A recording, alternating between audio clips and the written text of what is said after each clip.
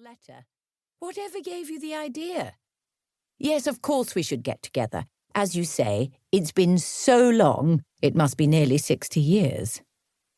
Thank you for all the kind things you wrote. Maybe a bit too kind, dear friend. Don't tell me you've grown sentimental. Yes, I think growing roses is an excellent idea. Every Saturday morning on the radio, they have what I'm told is a very practical programme about gardening, repeated on Sunday. You should listen to it. Call whenever it's convenient, and remember it can take me a while to get to the phone. Don't forget to say whether you're still a vegetarian, as I'm planning to make us quite a special dinner.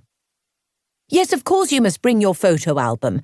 I'm hoping we can get through the inevitable remember whens without too much trouble, and then just talk about whatever occurs to us.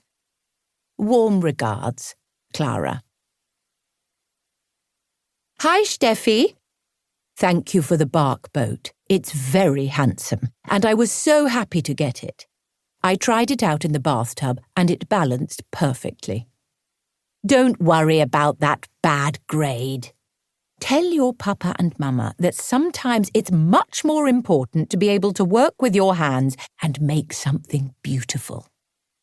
I'm sorry about your cat. But if a cat gets to be 17 years old, she's probably pretty tired and doesn't feel well. Your epitaph isn't bad, but you need to take a bit more care with the rhythm. I'll explain better when I see you. Your godmother, Klara.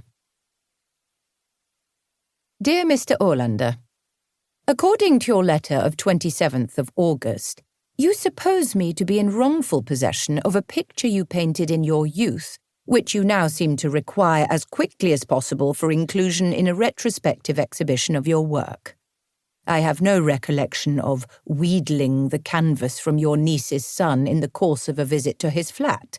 What seems more likely is that he quite spontaneously pressed me to take it with me as I left.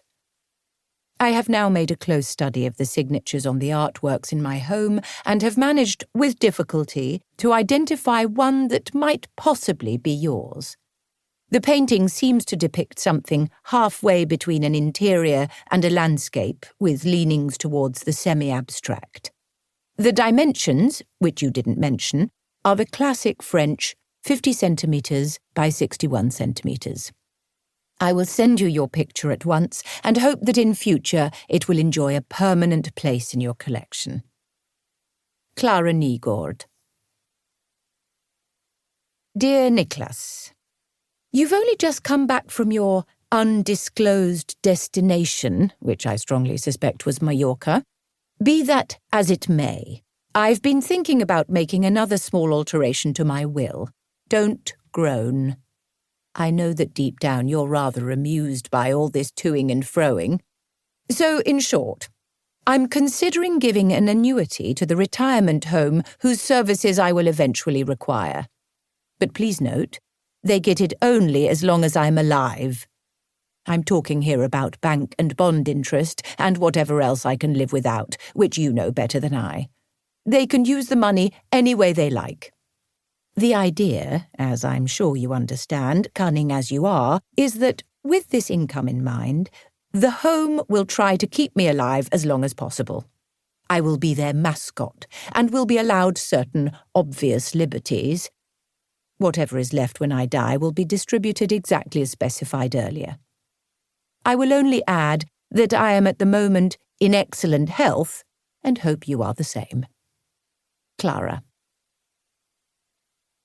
My dear Cecilia, how nice of you to send my old letters, a dreadfully big box. Did you at least get help carrying it to the post office? I'm quite touched that you saved them and even numbered the letters. But, my dear, the thought of reading through them all. You know what I mean. The stamps were cut off for some child's collection, I suppose. If you have other correspondence from the turn of the century, remember to save the whole envelope, much more desirable to philatelists, and remember to take extra care with blocks of 4. I assume you're getting rid of stuff, a perfectly natural and commendable activity. I've been doing it myself and have gradually learned a thing or two.